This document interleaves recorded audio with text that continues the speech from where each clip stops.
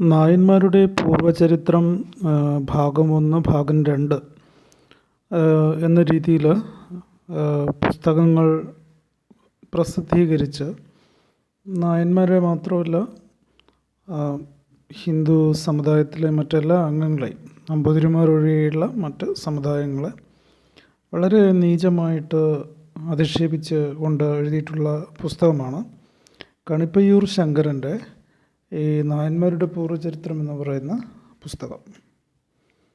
അപ്പോൾ ഒരു ആത്മരീതിക്കാരൻ എന്ന് പറയപ്പെടുന്ന കണിപ്പയ്യൂർ ശങ്കരൻ്റെ ഈ പുസ്തകം എഴുതുന്നതിന് അയാൾക്ക് ധനസഹായം ലഭിച്ചത് അന്നത്തെ കാലത്ത് ഒരു പ്രമുഖ പത്രം ആയിരുന്നു. ആ പത്രത്തിൽ നിന്നുമായിരുന്നു. ഇന്നും ആ പത്രം നിലവിലുണ്ട്, ഒരു മലയാള പത്രമാണ്.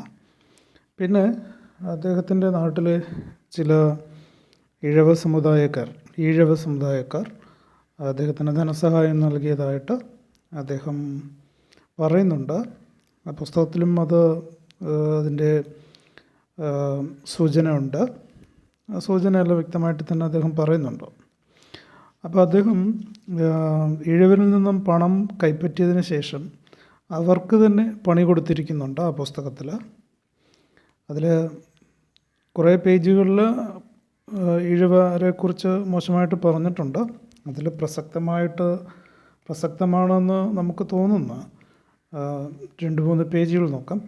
രണ്ടാമത്തെ ഭാഗം, അതായത് പാർട്ട് 2 പുസ്തകത്തിൽ, രണ്ടാമത്തെ പുസ്തകത്തിൽ പേജ് നമ്പർ 276 പറഞ്ഞിട്ടുള്ളത് ഈ ഈഴവരിൽ ഇന്നത്തെ ഈ ചില പട്ടികജാതി സമുദായങ്ങൾ ഈഴവ സമുദായത്തിൽ ഉള്ള ആൾക്കാരാണെന്ന് പറഞ്ഞിട്ടുണ്ട്.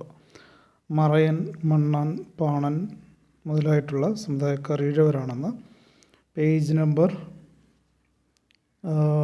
276 പറഞ്ഞിട്ടുണ്ട്. മാത്രമല്ല ഇതിന് സമാനമായിട്ട് ഭാഗം 2 പേജ് 72 പറഞ്ഞിട്ടുണ്ട്. വേറൊരു സംഗതി പാർട്ട് 1 പേജ് നമ്പർ 235 പറഞ്ഞിട്ടുള്ളത് വെള്ളക്കാർക്ക് ഈഴവ സ്ത്രീകളിൽ ജനിച്ച സന്താനങ്ങൾ കേരളത്തിൽ ധാരാളമുണ്ട്. അവരെ കണ്ടാൽ സായിപ്പന്മാരുടെ മക്കൾ പോലെ ഉണ്ടാകും. പക്ഷേ ഇത് അപമാനമായി ഈഴവർ കാണുന്നില്ല.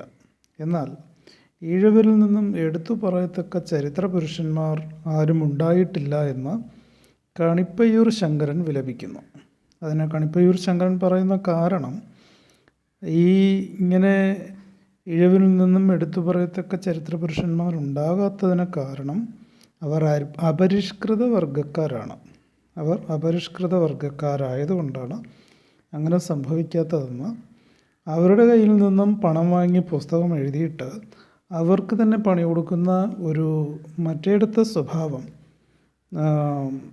ഏതോ ഒരു മോനായ കണിപ്പയ്യൂർ ശങ്കരൻ കാണിച്ചിരിക്കുന്നു.